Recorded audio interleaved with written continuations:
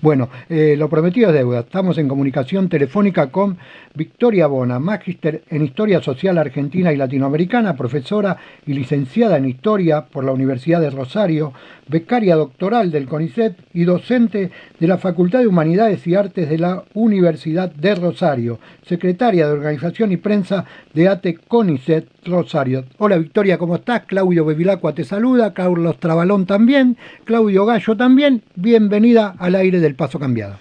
Hola Vicky. Hola, muchas gracias Claudio y Carlos, Claudio por dos. Bien. Qué maestro Tejada Gómez. ¡Oh! Por qué Dios. Cosa espectacular. Por Dios. Tremendo Tejada Tremendo. Gómez. Es inagotable aparte, inagotable porque cuando uno recorre la obra de Tejada Gómez se da cuenta que la vigencia permanente y aparte todo lo que ha escrito Tejada Gómez, que no se sabe, todo lo que hizo. Es tremendo. Sí. Es tremendo. Sí, ha puesto en palabras mucho de lo popular y a lo mejor de lo más cotidiano, digamos, de América Latina. Sí. Pienso en el canto popular a las comidas, que algo que siempre le gustaba mucho contarme a mi papá. Uy, mirá qué bien. Bueno, ya vamos a hablar en otro momento mucho de Tejada Gómez, porque, bueno, no quiero hacer propaganda, pero suelo hacer un espectáculo que tiene todo poesías de Tejada Gómez. Pero eso es harina de otro costal, estamos para otra cosa. Sí. ¿Qué te iba a decir? Victoria, bueno, estás, por supuesto, vinculada al CONICET, sos científica y sos historiadora. ¿Y qué nos podés contar de estos momentos que pensamos que nunca más íbamos a vivir en el país, ¿no? Pero parece que recurren y son difíciles de aceptar, ¿no? Hablaba con un trabajador el otro día lo conté hace un ratito en el aire, hablaba con un trabajador de Telam y él dice que crearon nuevos ñoquis. ¿A la gente del CONICET le siguen pagando? Sí, Claudio, la verdad que el contexto es durísimo, es tremendo, tiene muchas aristas, por supuesto, tiene que ver con el golpe, digamos, generalizado a los trabajadores, digamos, un golpe general, no es exclusivo a CONICET, pero sí hay, digamos, determinadas dinámicas muy particulares que tienen que ver con el desprestigio de los trabajadores del Estado y el desprestigio de los trabajadores de CONICET con este apodo, digamos, de ñoquis que circula. Pero también tiene que ver con no solamente el golpe hacia los trabajadores y los puestos de trabajo, sino al desfinanciamiento del organismo. Claro. Por eso son muchas aristas. En este momento, los trabajadores de CONICET que no fueron despedidos están cobrando. Sí. Estamos cobrando regularmente, no estamos cobrando el aumento del 8% que estaba prometido para este mes y que supuestamente se cobraría antes del 18%. Porque lo que sucede en CONICET es que la situación de precariedad es tal, ¿sí? Los puestos de trabajo son tan endebles, hay, digamos, como dentro del organismo una porción, digamos, mayoritaria de gente que está con beca, y como es mi caso, digamos, y que no somos investigadores ni planta permanente, entonces no es que cobramos un salario, cobramos un estipendio. Claro. Que si bien en relación, esto siempre, ¿no? En términos relativos, con los salarios de la gente es un salario importante, sí, un salario que está bien, que no es una locura, para nada, y menos, por ejemplo, para si vos tenés una familia y en las condiciones que están las cosas, sí es un salario informal en el sentido de que, por ejemplo, los aumentos son por decreto, por ejemplo, este mes, de estos últimos meses para acá, con una inflación despampanante, el aumento es del 8%. Y después no tenemos ningún derecho, digamos, laboral reconocido, porque no somos reconocidos como trabajadores.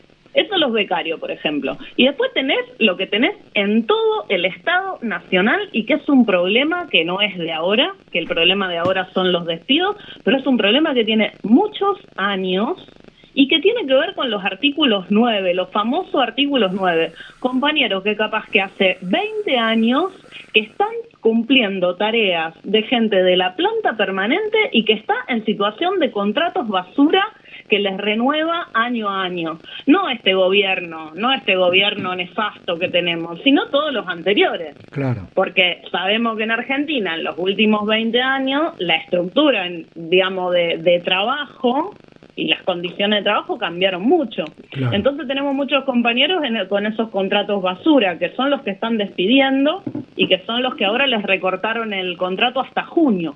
Después de junio no sabemos qué va a pasar con esos compañeros. Claro. Victoria, molesta que, por supuesto, un gobierno como este seguro, ¿no? Pero los anteriores también, como vos decías, han tenido ciertas restricciones. Y digo, ¿molesta la investigación argentina? Digo, ¿los científicos argentinos molestan para vos? Y a ver, los científicos argentinos estamos muy bien categorizados, ¿no? Sí. Molesta la educación pública, digamos, al gobierno le molesta la educación pública, le molesta la investigación fundamentalmente en ciencias sociales, le molesta el compromiso político, le molesta la defensa de nuestros derechos, ¿no? El otro día en el festival, que fue muy importante, que se hizo en todo el país, que se llamó Elijo Crecer, seguramente lo han visto, en diferentes lugares tomó diferentes dinámicas. Un jovencito que empezaba ingeniería, nos preguntaba a quienes estábamos organizando el festival, ¿qué es la ciencia?, ¿no? Y ahí nos pusimos a discutir con nuestros compañeros algo que dentro de las ciencias sociales es un tema importante, ¿no? ¿Qué es la ciencia y sobre todo para qué sirve? Claro. La ciencia puede estar al servicio de los intereses de los trabajadores, puede estar al servicio de los intereses de Monsanto, como pasa hoy, ¿sí? Claro. Entonces, hay algo de la ciencia que molesta, y hay algo de la ciencia que nos molesta un poco a todos. Hay algo de las ciencias sociales que obviamente al gobierno le molesta. Si las ciencias sociales estudian, por ejemplo, yo soy de Rosario, el problema del narcotráfico, ¿no? Y las bandas narcopoliciales están vinculadas con el poder político, y sí, hay algo de la ciencia que molesta. Ahora, socialmente, esas investigaciones son fundamentales. Ajá. ¿Sí? No, evidentemente necesitábamos más de eso. Claro. Claro. Porque si no se explica cómo ganó este tipo. Evidentemente necesitábamos más de eso, claro, pero no menos, y mucho menos destruirla. La pregunta que me surge a partir de lo que estás diciendo es, digo, ¿hay investigaciones ocultas que la sociedad no se entera? Por ejemplo, en un ente como el CONICET o en un lugar investigativo, digo, ¿hay investigaciones ocultas que puedan favorecer a ciertos sectores y la gente no se entera? No, en CONICET, no solamente en CONICET, sino en todo el sistema científico público, sí, que no es solamente CONICET, sino que, bueno, es digamos más amplio, incluye a las universidades, incluye otros organismos o institutos científicos públicos que están por fuera de CONICET, ¿no? O sea, el sistema científico público si hay algo que es, y que no sé, digamos, habría que ver cómo uno se relaciona con este dato fáctico, si se quiere, es transparente, abierto y público. Digamos, vos entrás a internet, a CONICET, y tenés la posibilidad de saber qué investigaste, cuándo te evaluaron, cuántas veces te evaluaron, en qué grupo de investigación participás. Sí. Claro, bueno, perfecto, entonces eso queda bien contestado, porque pareciera que a veces es una entidad que nos sirve, que nos suma, porque viste que ahora todo lo que nos suma nos sirve, es como una cuestión, no hay valores, el único valor es que la suma tiene que ser remunerativa, si no nos sirve para... Y el Estado... No, hay una cuestión en CONICET que está muy bien evaluada para quienes trabajamos ahí, que se llama Comunicación Pública de la Ciencia, y que nos obliga, por ejemplo, publicar en revistas que sean de acceso libre en Internet. Bien. Entonces, las revistas que en Argentina están mejores indexadas son de acceso público. Sí. Hace un tiempo, hablando con un político, también en un debate, él decía que, estaba hablando hace bastante tiempo, todavía no había ganado Alberto Fernández. Mira, estaban en la disputa de que no ganara Macri por segunda vez, ¿no? Y él decía que Argentina no está en condiciones de fabricar sus propias drogas para el cáncer, digamos, hacer que la ciencia argentina no estaba en condiciones de eso. ¿Compartís eso o crees que eso es un desfinanciamiento pensado para que Argentina no lo haga? Por supuesto, porque es un negocio. Nosotros creemos que es así, pero en la realidad no lo sabemos. No, no, no, eso no es así para nada. De hecho, internacionalmente, y esto es un problema y algo que habría que discutir hacia adentro de CONICET, sí, la excelencia de nuestros profesionales muchas veces se capitaliza para países centrales porque compran las patentes de claro, investigaciones sobre, digamos, desarrollo científico que acá no pueden terminar de sostener. Digamos, los procesos de laboratorio, yo no estoy específicamente en el campo de la bioquímica ni de la biotecnología, ¿no? Sí. Pero sí sé, digamos, en tanto participo de este espacio, de la Asamblea de Trabajadores, que tenemos compañeros y compañeras que realizan sus investigaciones de base y que es en todo caso el Estado por el desfinanciamiento el que no logra capitalizarlo. Pero si vos mirás cualquier índice internacional, la investigación científica en Argentina es fundamental. Claro, claro. Digamos, está rankeada entre los primeros lugares. En humanidades y ciencias sociales, por ejemplo, tiene el primer lugar en América Latina. Y en términos generales, ocupamos el cuarto lugar en algunos rankings, el tercero en otros. Claro. Sociales de la UBA, está entre las mejores universidades, entre las mejores carreras del mundo. Digamos, el desprestigio tiene que ver, obviamente, con los intereses de un gobierno que persigue políticamente a quienes estamos dispuestos a defender los derechos de todos, eso por un lado, sí, y por otro lado, los grandes negocios que hay detrás de esa persecución política. Claro. Y vos hablabas hace un rato de que hay cuestiones que no refieren solamente a este gobierno, sino a gobiernos anteriores, ¿no? Vos sos una mujer joven, no sé cuántos años hace que estás trabajando ahí y demás, pero ¿qué te refiere históricamente? ¿Desde cuándo? Bueno, podemos pensar desde el gobierno de Carlos Menem, ¿no? Que rifó todo. Pero, sí, digamos, desde el regreso de la democracia, ¿crees que el desfinanciamiento es una cuestión que va creciendo año tras año? Como va creciendo, por ejemplo, el desfinanciamiento en la educación pública, en la salud y en todos esos lugares. Mira, yo hace muy pocos años que trabajo en CONICET, yo tengo 31 años, sí, pero bueno, estudié historia y a lo mejor te puedo contestar más desde ese lugar sí, o desde el propio interés por estas cuestiones.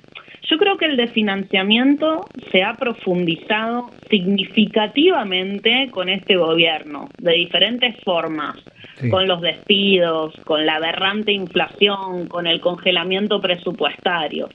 Sin embargo, también entiendo, y por eso me refería a este pasado, digamos, que tenemos en nuestro país, que no es el único problema el del financiamiento.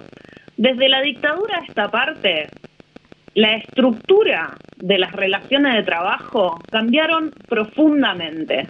Sí. ¿Sí? La desindustrialización, los despidos masivos, las nuevas formas de contratación, ¿sí?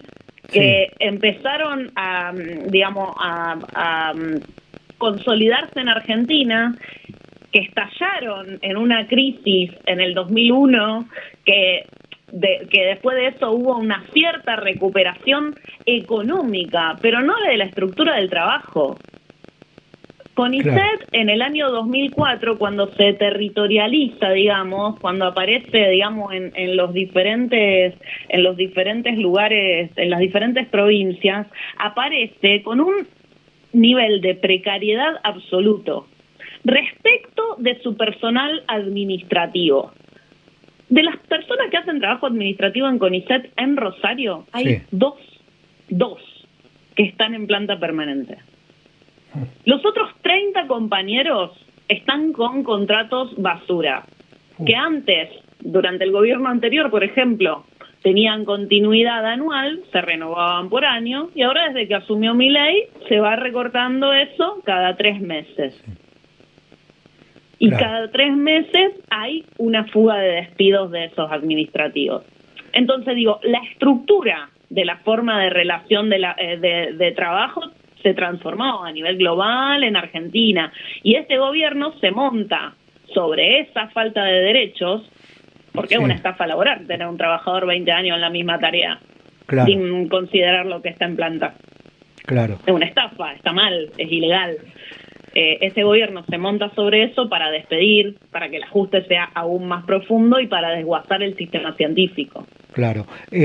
Victoria, vos hablabas de la dictadura para acá y lo que pasa con las trabajadoras y los trabajadores, y a mí me surge, es un pensamiento en voz alta, yo no sé si vos lo podés compartir o no, o después tenés ganas de agregar algo, digamos, uno espera de estos gobiernos, como el de Javier Milei o como el de Mauricio Macri, no esperábamos lo de Alberto Fernández, esperábamos otra cosa.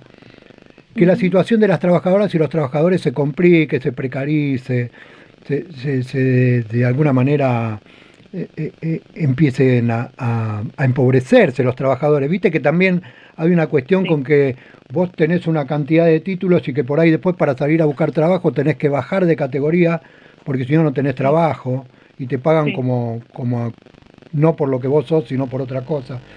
Pero ¿qué pasa con los gobiernos que supuestamente están a favor de los trabajadores y las trabajadoras y que no aseguran que los trabajadores y las trabajadoras puedan tener un trabajo digno y permanente?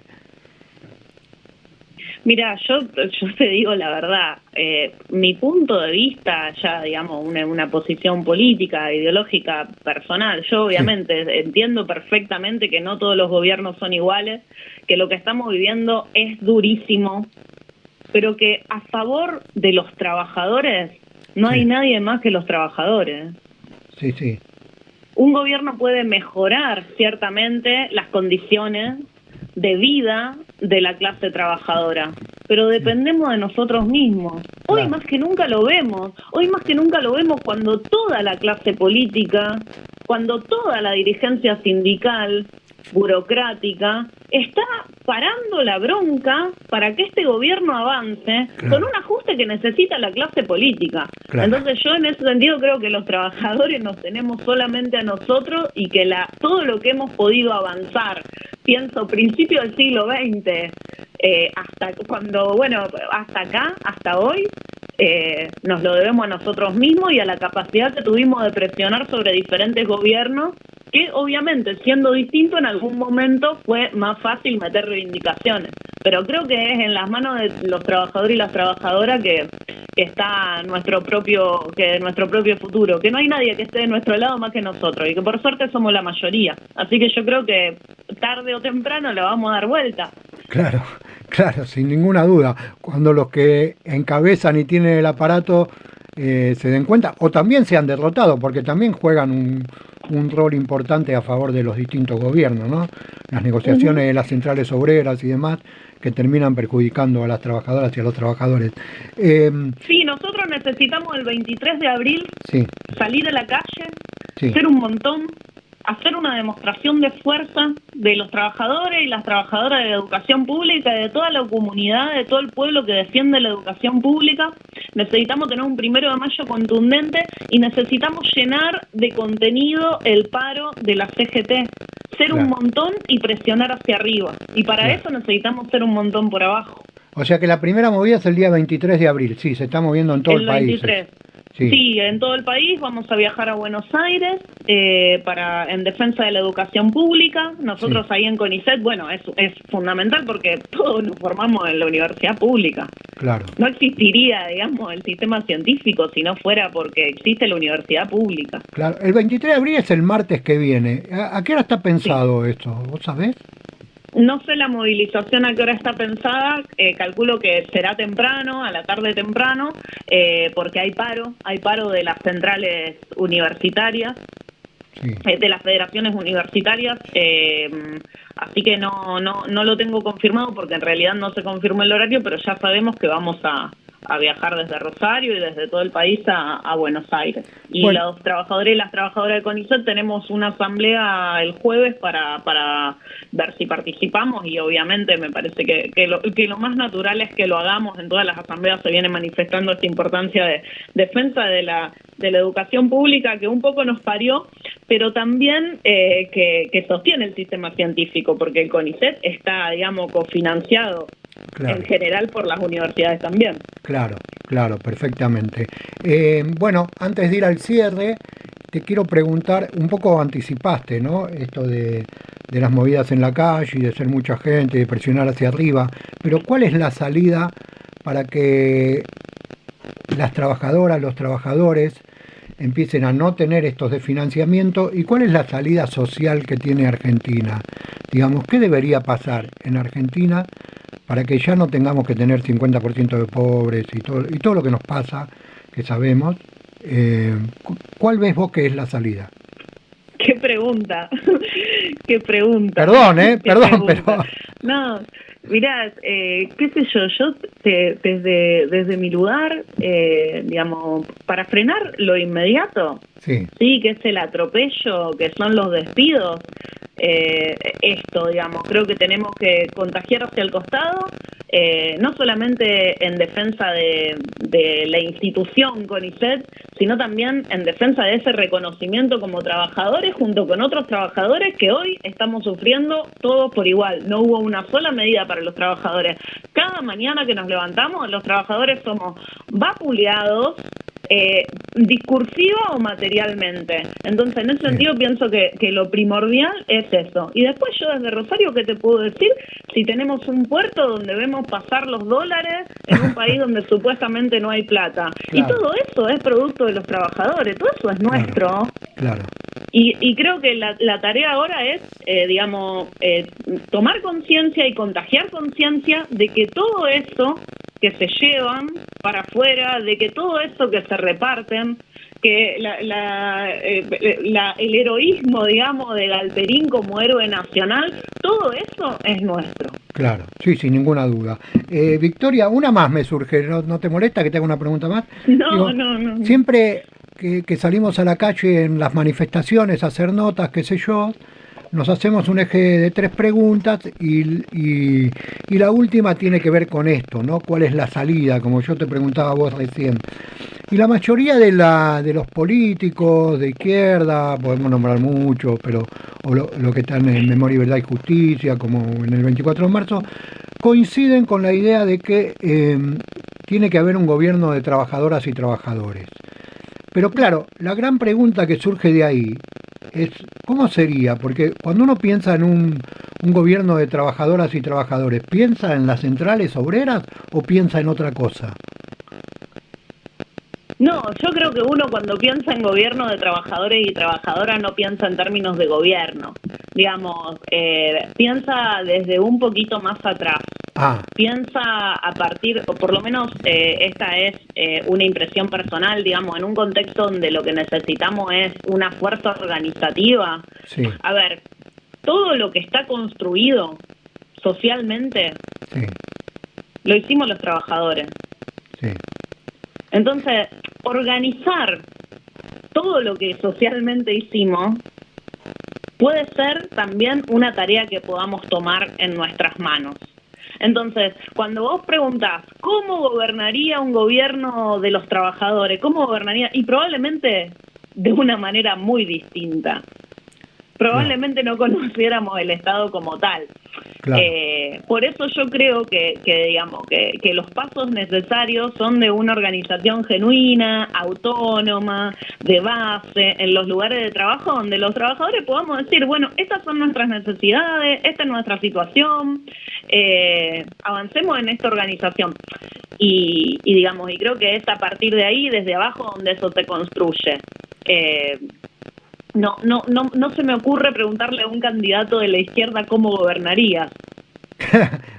No. Es que todo coinciden como si fuera una frase, ¿viste? No, bueno, tiene que venir un gobierno de los trabajadores. En la última salida a la calle, que fue el 24 de marzo, el único que habló de algo distinto fue el Pollo Sobrero, que dijo, no, acá hay que crear y gobernar desde el socialismo, digamos, ¿no? Como uno puede tomarlo o no tomarlo, pero digamos, es el único que se animó a decir algo diferente. Después todo lo demás hablaban de no, tiene que ser un gobierno de trabajadores. Con lo cual... Mira, yo creo que hay muchas experiencias históricas, digamos, donde en las cuales mirar cómo se organizaron los trabajadores. Y en todas ellas Lo que hay, y muchas veces la historia, incluso la propia historia oficial de las izquierdas oculta, sí.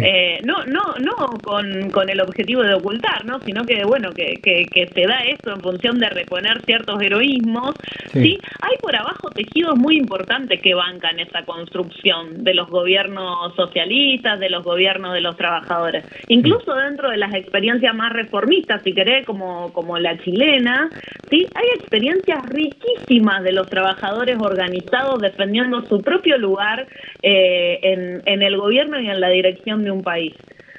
Claro.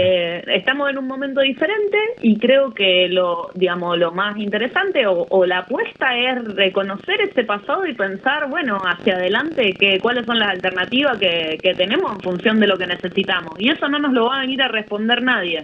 No, claro. Claro. Y en la construcción social, colectiva de esa respuesta aparecerá, digamos, quien pueda dirigir ese proceso. Está bien. Victoria, bueno, vamos cerrando la nota y por lo general a veces nos vamos por las ramas, ¿no? Con la nota la gente sí. Por ahí espera otras cosas y nosotros, como nos enganchamos mucho con la política y con todo lo que nos pasa, salen estas preguntas que yo te hago a vos. Pero por ahí surge de que vos tenés la necesidad de contar algo, contarle algo a la gente que se entere y yo no te lo he preguntado. Con lo cual estos minutos son para que vos puedas desarrollar algo que creas que la gente tiene que saber y si no, no va a salir al aire. Creo que es importante pensar que hoy, mientras algunos estamos en nuestro puesto de trabajo, otros están buscando un laburo porque los acaban de pegar una patada. Sí.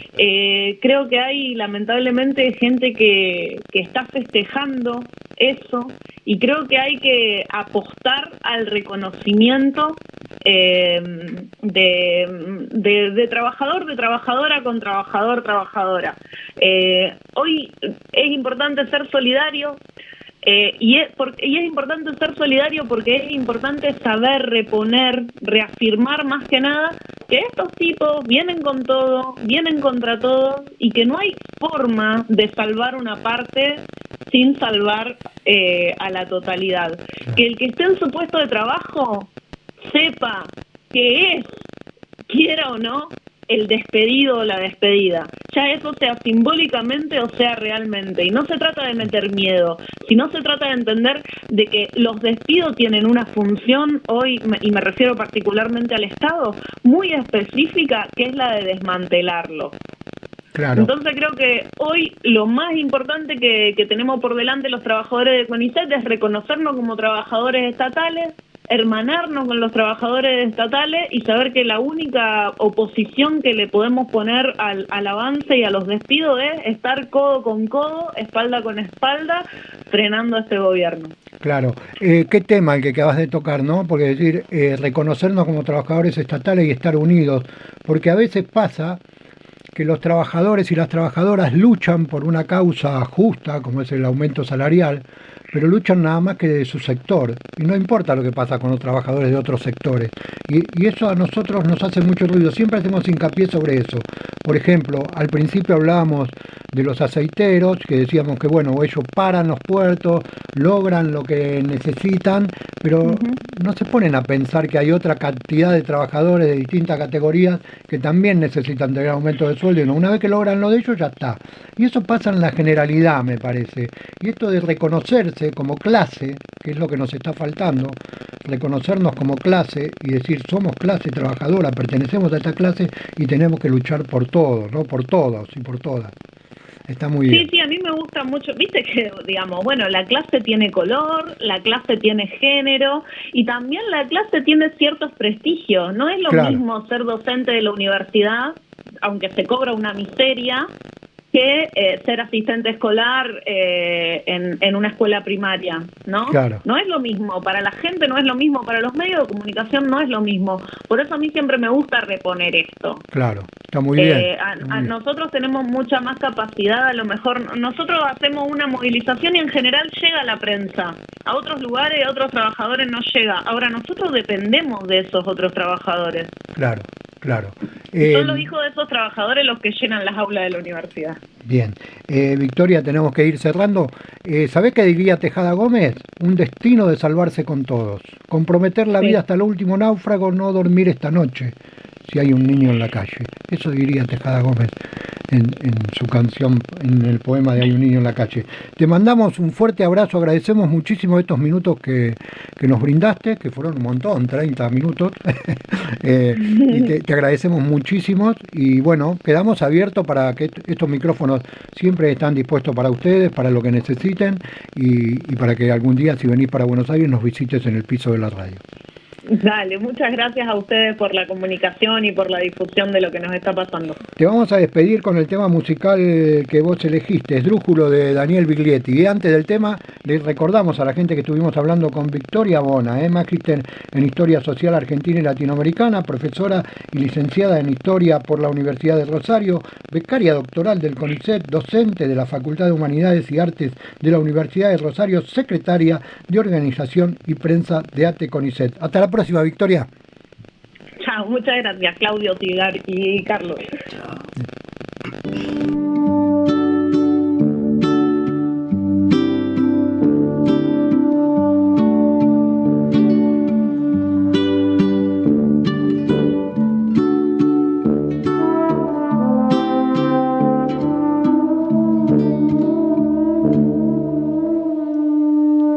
Se trata, cósmicos, de ser más fértiles, de no ser tímidos, de ser más trópicos, de ir a lo pálido, volverlo térmico, sentirse prójimo de lo más lúdico, con verdes lápices trazar el ámbito de lo que mágico rompe los límites, buscar lo hidráulico de lo volcánico, librar la métrica, cambiar de sílabas.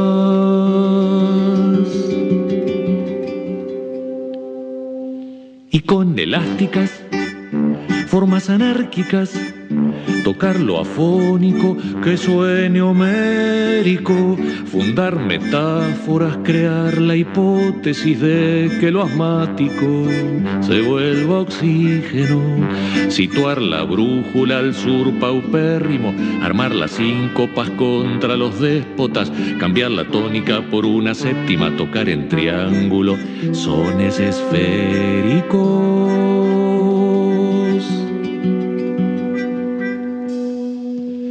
Y a los dogmáticos tampoco orgásmicos, casi ni eróticos de ser tan púdicos, a esos acríticos de sesgo androgino, decirles gelidos no sean retrogrados, y con armónicos cantar bien nítido, contra lo frigido luchando torridos, con armas múltiples llamando cálido, fondos oceánicos de lo más lubrico. El ritmo cíclico del vals esdrújulo es cual la sístole que va a la diástole, todo cardíaco de andar eufórico, nada presbítero, más bien sacrílego, amando ninfulas que sueña grávidas, el vals acróbata cruza los vértices, llamando gráciles criaturas prístinas, seres prolíficos de lo aún inédito.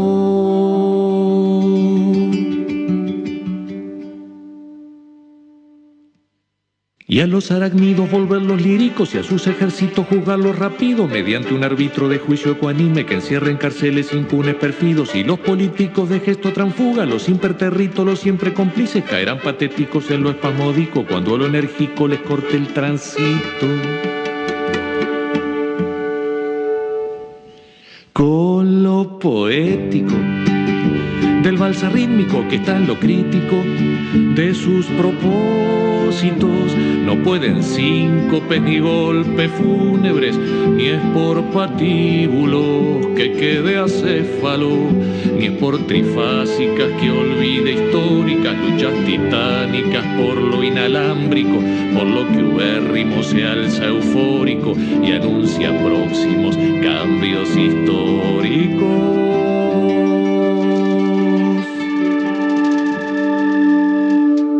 Cuando el pobrísimo tome las cúpulas y los famélicos tomen las Áfricas y los indígenas tierra amazónica y los mecánicos tomen las fábricas, cuando el pobrísimo tome las cúpulas fábricas, y los indígenas tierra amazónica, y los mecánicos tomen la fábrica, y los utópicos salgan del prólogo, y los daltónicos pinten lo nítido, y los chuequísimos bailen de júbilo, ya lo terrícola será libérrimo, cual ritmo cíclico de un canto esdrújulo.